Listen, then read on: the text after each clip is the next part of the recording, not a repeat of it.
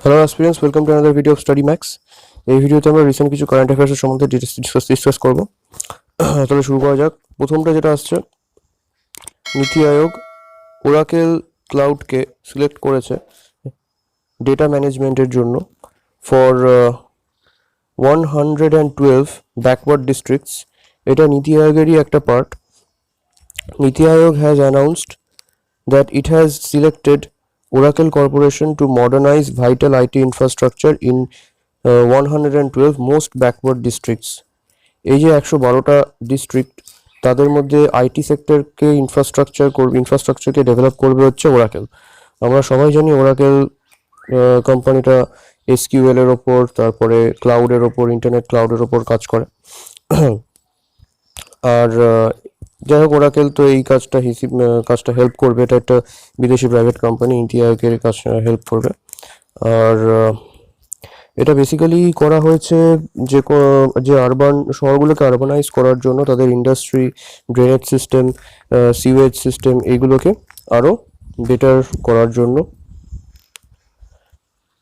Moving to next, Amrut scheme. Amrut স্কিমে এই বছর ওড়িশা ফার্স্ট র্যাঙ্ক করেছে উইথ 85.67% স্কোর, যেটা খুব ভালো। এই এই মিশনে ওড়িশার 9টা শহরকে নেওয়া হয়েছে: ভুবনেশ্বর, সম্বলপুর, কটক, রৌরকেল্লা, ভদ্রক, বালাসোর, বহরমপুর, পুরী। তো এই স্কিমের আন্ডারে কভার করা হয়েছে। আর অমৃত স্কিমের ফুল ফর্ম হলো Atal mission for rejuvenation and urban transformation scheme. এটা শুরু হয়েছিল 2015-তে। শুরু হয়েছিল, প্রথম স্টেট ছিল হচ্ছে রাজস্থান, যারা তাদের আর কি স্টেটের মিশন প্ল্যানটা স্কিমের আন্ডারে সাবমিট করেছিল। ওকে, মুভিং টু নেক্সট, ইসরায়েল নতুন ডিফেন্স সিস্টেম পারচেস করেছে, অ্যারো 2। সেটা ইসরায়েলের নতুন মিসাইল ডিফেন্স সিস্টেম, এটা পারচেস করেছে ইউএস এর কাছ থেকে। এবং ইসরায়েলই একমাত্র কান্ট্রি যারা অ্যারোর পুরো প্যাকটা পারচেস করেছে ইউএস এর কাছ থেকে। ইন্ডিয়ার করার কথা ছিল, বাট সেটা হয়ে ওঠেনি। আচ্ছা, আমাদেরকে ইসরায়েলের সম্বন্ধে জানতে হলে ইসরায়েল লেবানন কনফ্লিক্ট আর ইসরায়েল গাজা কনফ্লিক্ট, এগুলোর ব্যাপারেও একটু পড়তে হবে। আমি ডিটেলসে আবার একটা ভিডিও বানাবো এই দুটো টপিকের ওপর, ইসরায়েলের ওপর।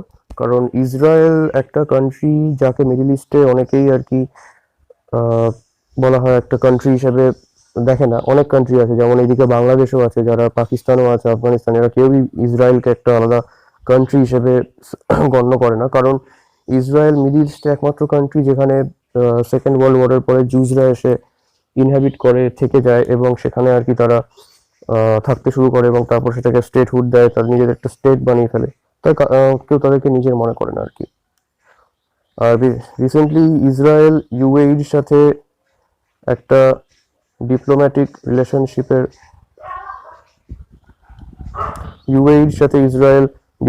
রিলেশনশিপের একটা মেমোরেন্ডাম অফ আন্ডারস্ট্যান্ডিং সাইন করেছে। সেটা নিয়ে অনেক কনফ্লিক্ট চলছে। অরুণোদয়, এটা আসাম গভর্নমেন্টের নতুন একটা স্কিম, যেটা তারা লঞ্চ করেছে বেসিক্যালি উমেন এম্পাওয়ারমেন্টের জন্য। এখানে এই স্কিমের থ্রু 830 টাকা পার মান্থ, 10,000 অ্যানুয়াল ইনকাম দেওয়া, অ্যাডিশনাল উইথ 10,000 অ্যানুয়াল ইনকাম, সেটা দেওয়া হবে উমেনদেরকে, মহিলাদেরকে। এবং সেটা বেসিক্যালি যাদেরকে প্রায়োরিটি দেওয়া হয়েছে স্কিমের আন্ডারে, তারা হলো ডিভোর্সড উমেন, বিধবা, widows, separated women, unmarried, basically যারা আর কি ডিপেন্ডেন্ট নয় কারোর উপর, তাদের জন্য। আদার্স কিছু পলিসিও এখানে আসাম গভর্নমেন্ট নিয়েছে, যেমন biotechnology policy, industrial and investment policy, handloom policy, sugar policy, tourism policy, start up policy. Moving to next, লোকসভায় নতুন একটা ল্যাঙ্গুয়েজের কোর্স শুরু করা হবে, তার নাম হলো, সেটা হলো ফ্রেঞ্চ ল্যাঙ্গুয়েজের কোর্স শুরু করা হবে। এটা করবে হচ্ছে প্রাইড হচ্ছে পার্লামেন্টের একটা ইনস্টিটিউশন। তার ফুল ফর্ম হলো parliamentary research and training institute. এই ইনস্টিটিউট বেসিক্যালি যেটা করে, যে পার্লামেন্টের যে স্টাফ, পার্লামেন্টারিয়ানস, তাদেরকে আর কি বিভিন্ন ক্ষেত্রে ট্রেনিং দেওয়া, তাদেরকে তাদের রিসার্চ করা, তাদের শেখানো কোর্স, বিভিন্ন রকমের কোর্স তাদেরকে দেওয়া, ইত্যাদি ইত্যাদি। আর বেসিক্যালি এটা করা হয়েছে ফরেন পলিসিগুলোকে মাথায় রেখেই। ভবিষ্যতে আরও কিছু এরকম ল্যাঙ্গুয়েজের ওপর, আলাদা আলাদা কান্ট্রির ল্যাঙ্গুয়েজের ওপর কোর্স শুরু করা হবে এই প্রাইডের থ্রুই পার্লামেন্টে। সেগুলো হলো জার্মান, রাশিয়ান, স্প্যানিশ এবং আদার্স কিছু ইম্পর্টেন্ট ওয়ার্ল্ড ল্যাঙ্গুয়েজেস। এটা বেসিক্যালি করা হয়েছে ওয়ার্ল্ডের বিভিন্ন কান্ট্রির সাথে যে ডিপ্লোম্যাটিক রিলেশনশিপসগুলো, সেগুলোর আর কি এক স্টেপ ডেভেলপ করার জন্য আর কি এরকম স্টেপ নেওয়া হচ্ছে। আর এই প্রাইড যে ইনস্টিটিউশনটা, সেটা স্থাপিত হয়েছিল 1976 সালে। Moving to next, August 12 international youth day celebrate করা হয়। এই বছরের থিম ছিল youth engagement for global action. First এই ডেটা সেলিব্রেট হয়েছিল 1999 সালে। আর in the 2019 conference was organized by Portuguese government in cooperation with United Nations. Basically এই প্রোগ্রামের ওপর জোর দেওয়া হচ্ছে বিভিন্ন ওয়ার্ল্ডের যে টপ কান্ট্রিজগুলো রয়েছে, ডেভেলপিং কান্ট্রিজগুলো রয়েছে, ইউএন কান্ট্রিজগুলো রয়েছে, আসিয়ান কান্ট্রিজগুলো রয়েছে, তারা সবাই কোনো না কোনো ক্রাইসিসের থ্রু ফেস করছে। সেটা ইকোনমিক ক্রাইসিস হোক, হেলথ ক্রাইসিস হোক, বা ইন্টারন্যাশনাল রিলেশনশিপের ক্রাইসিস হোক, বা ইন্টারন্যাশনাল ডিপ্লোমেসির ক্রাইসিস হোক, বা ডেভেলপমেন্টের ক্রাইসিস হোক, যাই হোক। তো সেই ক্রাইসিসগুলোকে ফেস করে সেই ক্রাইসিসগুলোতে আর কি সলিউশন বের করার জন্য এই ইউথ ডে সেলিব্রেট করা হয়। ইউথদের ওপর যে কাজগুলো করা হয়, তাদের আর কি ডেভেলপমেন্ট কি করে করা হয় সেই সম্বন্ধে ডিসকাস করার জন্য এরকমই আর কি এজেন্ডা নিয়ে এই প্রোগ্রামটার উপর কাজ করা হয়। আর এটা বেসিক্যালি স্টার্ট করেছিল ইউএন থেকে। Moving to next, Hindu succession লয় নতুন একটা আর কি পয়েন্ট দেওয়া হয়েছে যে এখন থেকে আগস্ট 11-এ এই ডিসিশনটা নেওয়া হয়। এবং এটা অনেকদিন থেকেই চলছিল, একটা কনফ্লিক্ট চলছিল যে হিন্দু সাকসেশন, মানে হিন্দু ধর্মে হিন্দু যে সাকসেশন হবে এরপরে, মানে উত্তরসূরি যারা হবে বা মা বাবার সম্পত্তিতে যে ভাগটা থাকবে, এতদিন শুধুমাত্র ছেলেদের ছিল, এখন সেটা মেয়েদেরও থাকবে।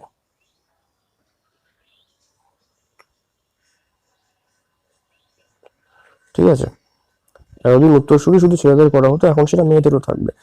Now daughter is now the same coparcener, মানে যার আর কি প্যারেন্টের অ্যাসেটসের ওপর যাদের লিগ্যাল অধিকার থাকবে জন্মগত by birth,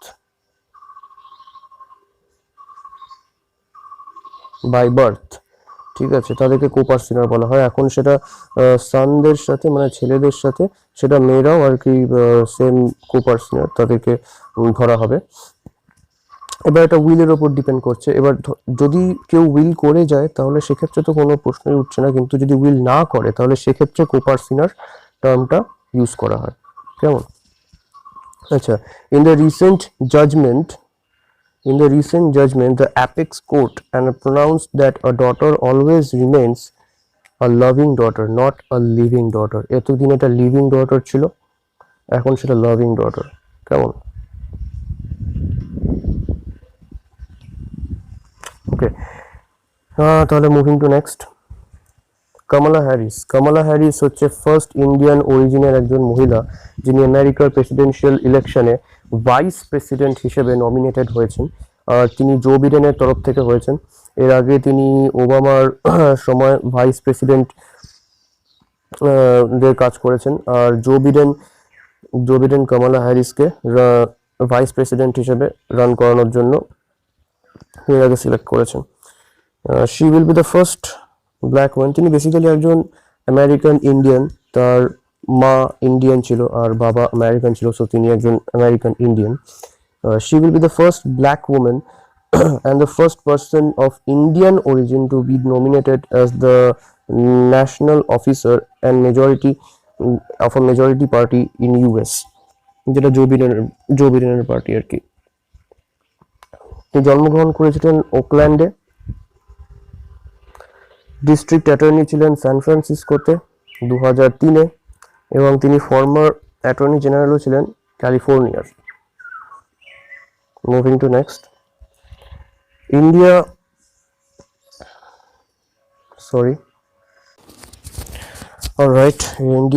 first private upper stage rocket test fired.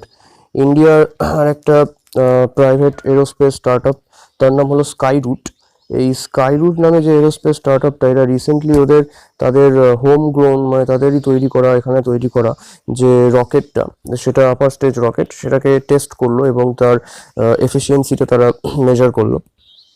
It's capable of inserting various satellites into multiple orbits in a single mission, মানে একসাথে অনেকগুলো কাজ করতে পারবে একটা মিশনে, অনেকটা সাকসেসফুল আর কি অ্যাটেম্প্ট নেওয়া যাবে। যদি একটাই মিশনে একটা রকেট অনেকগুলো স্যাটেলাইট ডিফারেন্ট অরবিটে প্লেস করতে পারে, তাহলে এটা একটা অনেকটাই আর কি মানে কি বলবো, চিপ আর হচ্ছে কস্ট এফিশিয়েন্ট একটা মিশনকে সাকসেসফুলি অপারেট করা যাবে। তাছাড়াও it's capable of multi headquarters, it's light in weight with fewer moving parts. আর একে আমাদের নোবেল লরিয়েট স্যার সিভি রমনের এগেনস্টে নাম দেওয়া হয়েছে। আর এর স্কাইরুটের হেডকোয়ার্টার হচ্ছে হায়দ্রাবাদে। এই আর কি আর এটা তো আগের দিন বলছিলাম, new Indian national space promotion and authorisation in space centre was created to provide level playing for the private companies. মানে এরা প্রাইভেট কোম্পানিজ যে স্পেসের ওপর যে প্রাইভেট কোম্পানিজগুলো ইন্ডিয়ার রয়েছে, তাদেরকে নিয়ে তাদের ইনফ্রাস্ট্রাকচারের ওপর, ইন্ডিয়া স্পেস ইনফ্রাস্ট্রাকচারকে তারা কি করে ডেভেলপ করবে, এই সমস্ত নিয়ে তারা এই কাজটা করবে। Moving to next, Atal tunnel inaugurate করলেন পিএম মোদি। দ্য হিমাচল প্রদেশের chief minister Jairam Thakur announce করলেন যে prime minister Narendra Modi will inaugurate Atal tunnel by the end of September 2020। তিনি এই বছরই সেপ্টেম্বরে অটল টানেলটা আর কি ইনঅগুরেট করবেন। এটা 8.8 কিলোমিটার লম্বা, রোটাং পাসের ওখানে তৈরি করা হয়েছে, ইন দ্য পীর পাঞ্জাল রেঞ্জ অন দ্য লে মানালি হাইওয়ে। যারা ঘুরতে গেছে তারা খুব ভালো করে জানো, জায়গাটা খুব সুন্দর। এটা বেসিক্যালি মিলিটারিদের আর কি, তাদের যে খাবার দাবার, তাদের যে ওয়েপন্স, তাদের ট্রান্সপোর্টের কাজে লাগবে। যে সিয়াচেন গ্লেসিয়ারে যে সাব সেক্টর রয়েছে মিলিটারি, তাদের আর কি ট্রান্সপোর্টের কাজে এই টানেলটাকে ইউজ করা হবে। পিএম মোদি তার ইন্ডিপেন্ডেন্স ডের ভাষণে দুটো নতুন প্রজেক্টের কথা বলেন। একটা হচ্ছে প্রজেক্ট লায়ন, আর একটা হচ্ছে প্রজেক্ট ডলফিন। দুটোই রেসপেক্টিভলি লায়ন আর ডলফিনদের কনজার্ভ করার জন্য, তাদের এন্ডেঞ্জার্ড যে তারা হয়ে যাচ্ছে তাদেরকে সেভ করার জন্য আর কি একটা উদ্যোগ। PM Modi launched Project Lion and Project Dolphin during his speech at 74th Independence Day celebration. Project লায়নটা যেটা করা হচ্ছে সেটা কনজারভেশন অফ এশিয়াটিক লায়নের কনজারভেশনের জন্য এটা করা হয়েছে, কারণ তারা রিয়েলি এন্ডেঞ্জার্ড, এক্সটিংক্ট হওয়ার পথে। 2018-এ around 59 lions died due to canine distemper. এটা একটা ডিজিজ যেটা লায়নদের মধ্যে দেখা যায়। বেসিক্যালি তাদেরকে কনজার্ভ না করলে তাদের জ লাইনে অনেক কিছু ইনফেকশন হতে পারে এবং আরও অনেক রকম প্রবলেমসও ফেস করতে হয়। এর একটা ভাইরাল ডিজিজ। স্যাংচুয়ারিতে এর আউটব্রেক হয়। আর এশিয়াটিক লায়ন্স, এদের সংখ্যা ধীরে ধীরে অনেকটাই কমে গেছে। যদিও এই বছর এই ডেড লায়নের যে সংখ্যাটা সেটা অনেকটাই কম compare to the previous year. Still they are endangered, so তাদের কনজার্ভ করাটা খুবই জরুরি। আর প্রজেক্ট ডলফিন যেটা, সেখানে রিভার ডলফিনস মানে গ্যাঙ্গেটিক যে ডলফিনস, তাদের উপর বেসিক্যালি ফোকাস করা হয়েছে। গ্যাঙ্গেটিক ডলফিনস রিসেন্টলি আমাদের হুগলি নদীতেও দেখা গেছিল। তারা এক্সট্রিমলি রেয়ার, তাই তাদের কনজারভেশন করা এবং তাদেরকে সেভ করা ওশান যে ডলফিন তাদেরকে কনজার্ভ করা, এই কাজগুলো আর কি মেন টার্গেট এই আর কি স্কিমের, এই অপারেশনের। মুভিং টু নেক্সট, সৃজন, যেটা আগের দিন বলছিলাম যে ডিফেন্স মিনিস্টার রাজনাথ সিং একটা নতুন পোর্টাল খুলেছেন অনলাইনে, তার নাম হলো সৃজন।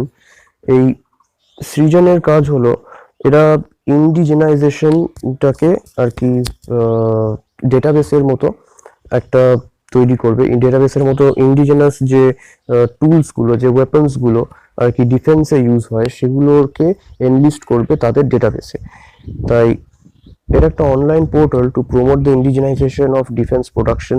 তো এখান থেকে আমরা সকলেই জানতে পারবো যে কোনটা, মানে সকলে না, মানে যারা সরকার জানতে পারবে যে কোন কোন প্রোডাক্টগুলো ইন্ডিয়ায় তৈরি হলো, কোনগুলো বাইরে থেকে আসছে। তো সেটা ডিটেক্ট করে আমরা সেই প্রোডাক্টগুলো আবার ইন্ডিয়াতে তৈরি করা শুরু করলাম। তো তাহলে এটা ইন্ডিজেনাইজেশনে একটু হেল্প করছে।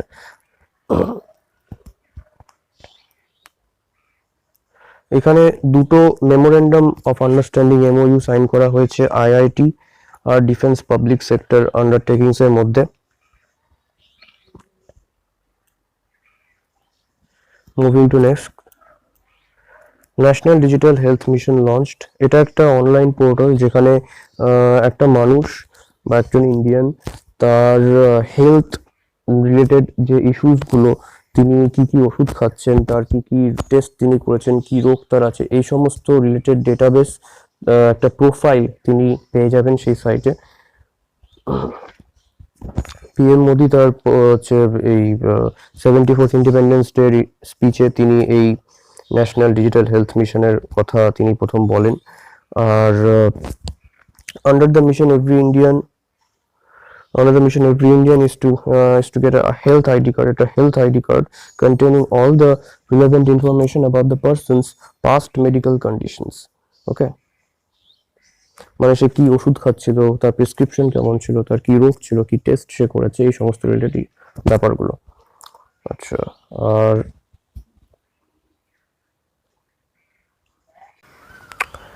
এই হেলথ মিশনের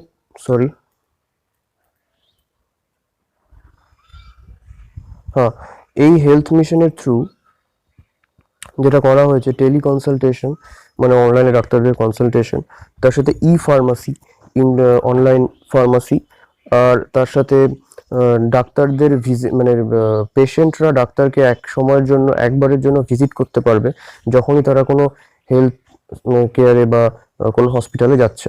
ঠিক আছে, এটা পিএম জন আরোগ্য যোজনা আর আয়ুষ্মান ভারতের একটা পার্ট। মুভিং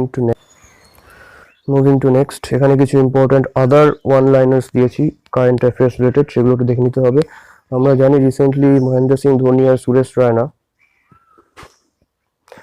তারা ইন্টারন্যাশনাল ক্রিকেট থেকে আর কি ইস্তফা নিলেন। ইসরায়েল ইউএই একটা পিস প্যাক্ট বা ডিপ্লোম্যাটিক রিলেশনশিপসের একটা প্যাক্ট আর কি সাইন করেছে। India ranks first in organic ফার্মিংয়ে ইন্ডিয়া ওয়ার্ল্ডে ফার্স্ট র্যাঙ্ক করেছে।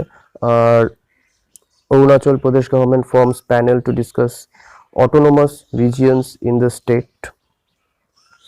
তাইওয়ান F-16 পারচেস করেছে, F-16 জেট পারচেস করেছে 66খানা ফ্রম ইউএস। ইনিশিয়ালি তাদের কাছে আরও ছিল, মোটামুটি 100টারও বেশি প্রায় ছিল, তো আরও 66টা নিয়েছে, মানে আরও অনেকটা বেড়ে গেছে তাদের F-16 জেটের সংখ্যা। এইটুকুই। Thank you for watching. ভিডিওটা ইনফরমেটিভ হয়ে থাকলে লাইক করো, শেয়ার করো, আর যদি নতুন হয়ে থাকো তাহলে সাবস্ক্রাইব করো চ্যানেলটা। Don't forget to subscribe Study Max. See you next time.